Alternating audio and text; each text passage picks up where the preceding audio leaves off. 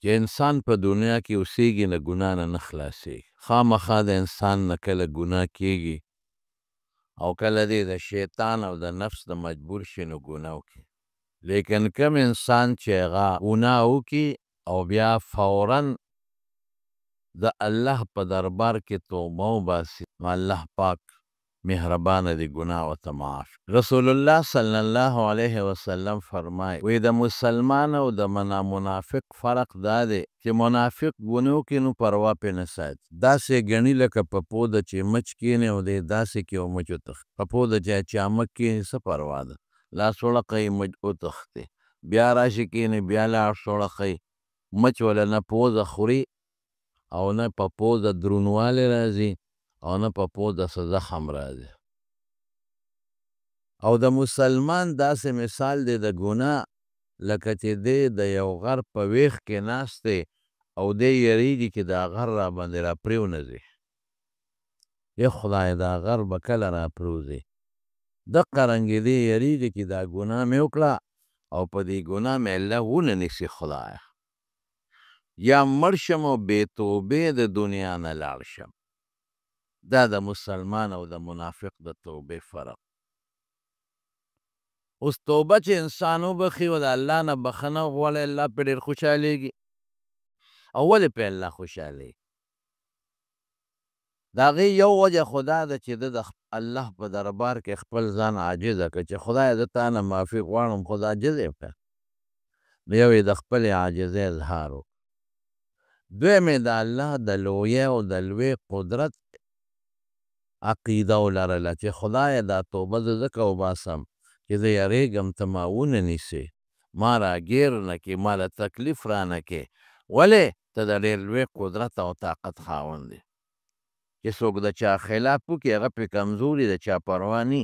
هله دې یریږي چې هغه د چا خلاف وکړي هغه پرې زوروري او دې یریږي چې هغه مې راونه نیسي. نو د خپلې عاجزۍ اظهار هم شو، د الله د قدرت هم، او الله له د لوی طاقت ومنه چې خدای مې نه ویشي. دریم د دا عقیده ولرله چې خدای بخښونکی دی، دا صفت د الله دی. په ګناه نیول هم کوي او الله په ګناه بخي هم، او خدای ته دې ډېر لوی ووایي نو ځکه پرې الله خوشحالېږي. رسول الله صلی الله علیه وسلم فرمایي وی الله د انسان په توبه داسې خوشحالېږي، یو مثال یې ورکړی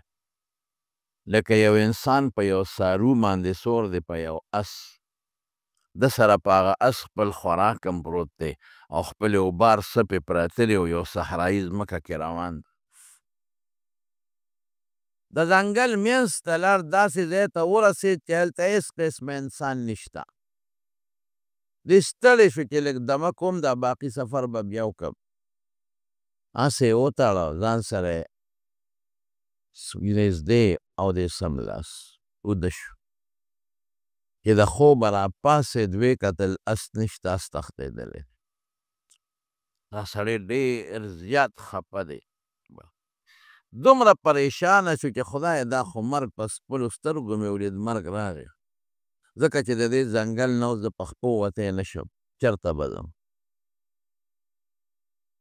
د اس په ذریعه خو تلی شم، اس خو لا، او زما چې کوم خوراک و او کوم اوبه وې هم په اس لاړې، او ځنګل خطرناک دی، هر قسمه حیوانات پکې شته، زمري پکې شته. دې منډې ووایي یو خوا بل خوا چې دا اس را پیدا کړم خو هېڅ پته د اسو نه لګي. دې اوږې م شي ډېر زیات او تږې م شي او د مرګ چې څومره علامې اسباب یې دا وه د ټول حاضر شي. زړه کې سوچ وکړي چې ځم چې هغه کوم ځای کې زما نه اس تښتېدلی و هلته څملم. ډېر اوږې م و، ډېر تږې م و، ډېر ستړی م، سر مې ګرځي، نو سمبلم که په خوب کې رانه څه ووته نو خبره. دومره دې تنګ دی غري چې راغی هغه ځای کې سملاست او وده شو او سترګې وغړولې نو اس ورته ولاړ و، او هغه اسې چې سینګ پرېښی و هقسې ولاړ و، همهغه د ده خوراک او د ده څښاک، د ده اوبه، د ده ټول سامان پرې د پاسه پروت دی. دی دومره خوشحاله شي که نه حضور پاک فرمایي چې د خوشحالۍ نه خوله خطا شي نو دی وایي د الله په دې قدرت چې یا خدایه ماله خو د ژوند واپس راکړه زه خو اوږ یم خوراک ته یم راکړه تږي یم اوبه دې م راکړې او په دې اسو څه خپل ځای ته ځان هم رسولی شم نو دی د ډېرې خوشحالۍ نه وایي اللهم انت عبدي و انا ربک خدایه ته مې بندې او زه دې رب یم وی خولې خطا شي خوله د ده مطلب دا و چې ده ویم چې خدایه ته مې رب یې او زه دې بندې نو د خوشحالۍ اظهار کې دومره په جوش کې راغی چې خولې خطا شوې ته مې بندې او زه دې رب یم نو چې دا سړی په دې اس موندلو او په دې خوراک او څښاک موندلو څومره خوشحاله شو الله د مسلمان په توبه د دې انسان نه زیات خوشحالېږي افسوس دا دی چې مونږ ګناه هم کوو توبه هم نه مونږ د خدای دشمني هم کوو ګناه خو د خدای دشمني ده ګناه خو الله خفه کول دي مونږ الله خفه کوو ګناه خو د الله نه بغاوت دی لکه د بادشاه نه چې څوک بغاوت وکړي بادشاه څومره لویه سزا ورکوي الله خفه کوو الله سره دشمني کوو د الله نه بغاوت کوو بیا توبه نه وباسو او که توبه وباسو نو هغه زمون د خدای پورې د ټوکو توبه ده د خدای پورې ټوکې څنګه ګناه به نه کوم د مارې توبې نو بیا وکړي ګناه به نه کوم نو بیا وکړي ګناه به نه کوم دړنه توبه نه وباسي دړنه هسې د خلکو دپاره د خولې نه لګیا دی یو سړی وی سبحه در کف توبه بر لب دل پر از ذوقه گناه سبحه در کف توبه بر لب دل پر از ذوقه گناه معصیت را خندم آید به استغفار ما بلاس کې تسبیح دی او په خولې وی توبه توبه توبه او پړه کې څه دی چې توبه توبه د بدو او چې څوک نی بیا هم لپه بدو زړه کې عمقه ګناه پرتی وی شیطان خو خاندي چې د خمې غرق او تباه کړې ځکه څه خو ته خدای پورې ټوکې کوې زړه کې د ګناه نه توبه نشته او په خولې توبه توبه وایې زه خمې غرق کړې خمې تباه کړې او چې په سچه توبه یې بیا هغه داسې د حضور پاک زمانه ده او یو صحابي دی حضرت معاذ اسلامي رضی الله تعالی عنه راغی رسول الله مبارک له جومات دې ته توبه وایي مونږ ته ګوره زمونږ توبو ته ګوره توبه توبه توبه چې خلک ووینو خولې نه توبه وي خدایه توبه وي خدایه توبه هسې د خلکو دپاره توبه توبه کوو د زړه نه والله که توبه دې وویسته د ګناه نه فاساد ته خدای معاف کوي راغی رسول الله مبارک جومات کې ناست دی او دی راغی پیغمبر علیه السلام ته کېناست د الله رسوله ما یو خطرناکه ګناه کړی دی په ما د خدای حق قایم کړه رسول الله مبارک او څه وایي زنا مې کړی دی الفاظ یې ووایي حضور پاک ته مخ بل طرف ته واړه او دی راغی هلته کېناست لکه څلورو مجلسونو کې به څلور ځله اقرار کوي بیا رسول الله مبارک ورته وایي غږ نه کوي بل طرف ته یې مخ واړو مطلب یې دا و چې دا سړی ځي بس توبه وباسه الله دې معاف کوي که نه بیا وایي د الله رسوله ما زنا کړې ده په ما د خدای حد قایم کا بیا ته حضور پاک مخ واړو هلته راغی بیا دې بل طرف ته یې مخ واړو دې خوا بیا راغی سړی نه ځي بیا ورته رسول الله مبارک څه وایي چې تا به زنا نه کړې هسې به دې ټونګې مونګې والې لاس به دې وروړي ښکل کړي به دې وي او دې ته هم خلک زنا وایي ځکه د زنا اسباب دي وی نه د الله رسوله ما همغه عمل کړی دی کم عمل چې انسان د خپل حلالې بیبي سره کوي حق عمل مې کړی او په ما د خدای حد قایم حضور پاک صحابه ورته وی دی بوځئ څلور ځله یې په ځان اقرار وکړ او هېڅ شبهه پکې نشته چې کومې شبهې وې هغه ختمې شو دې سنګسار کې چې کوم انسان واده کړی وي تپوس یې ترې وکړه حضور پاک واده دې کړی نه وي یو وی لاړ شی دې سنګسار کې بویې ته د مدینې منورې نه بار کاڼیزې ځمکه کې او صحابه په کاڼو وویشته چې کوم وخت کې په کاڼو ویشته نو مرګ خو ډېر سخت شی دی او بیا چې په کاڼو سړی ولې نو د منډې کړې وتښتېد د حضرت عمر خوا کې راغی نو هلته د اوښ د جامې یو هډوکی پروت و. حضرت عمر هغه هډوکي اوچت که او په دا سر یې وویشته او خیره یې ورته وکړه. وي خدای دې داسې داسې کا که تا دا زنا نه وه کړې نو نن به مونږ د وینو نو ککړ شوې په مونږه دې وینې راغورځولې. مړ شو غریب. راغی حضور پاک له صحابه چې رالل رسول الله مبارک ته الوی وی د الله رسول سړی م رجم کړو تر هغې پورې چې بس ساتې ووته سنګسار شو. کوم انسان چې واده کړي که ښځی او که سړی وي او زنا وکړي دقه یې سزا ده. زنا ګورې خطرناک جرم دی. د چا لور خور سره ته بدعملي کوې دا خو دې تباه که غرق دې کړی ټول قوم دی وله رسوا که خلک بیا ورته پیغور کوي ستا لور زناکاره ده ستا لور ډمه ده چې بچي ته پیدا شي دا هغه ښځه که واده م شي نو خلک ورته پیغورونه کوي. په کنځلو خلک مړې کوي نو لا پاتې لا زنا خو ډېره لویه خبره. حضور پاک ته یو صحابي وی صاحب منډه یې کړې نو عمر ورته خیرې وکړې او په یو هډوکي د اوښ په جامې په هډوکي وویشته او خیره یې ورته وکړه. رسول الله مبارک حضرت عمر ته غوسه شو. وی عمره دا دې څه کړي بد دې وکړل چې خیره دې ورته وکړله. الله اکبر لقد تاب توبتن وی داسې توبه دې ماعز وویسته داسې توبه.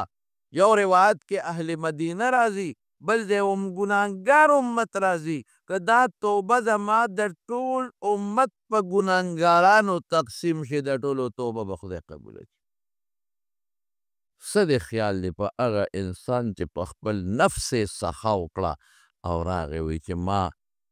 په کانو ولی ورته حکم معلومو ما سنګسار کې خو چې زما الله زما نه خوشحاله شي ما خپل رب خفه کړی دی چې زما رب خفګان ختم شي او زما الله زما نه خوشحاله شي. دا بعضې واقعات صحابو کې خدای پیدا کړي دې کې خپل حکمتونه دي. یو غټ حکمت پکې دا دی که دا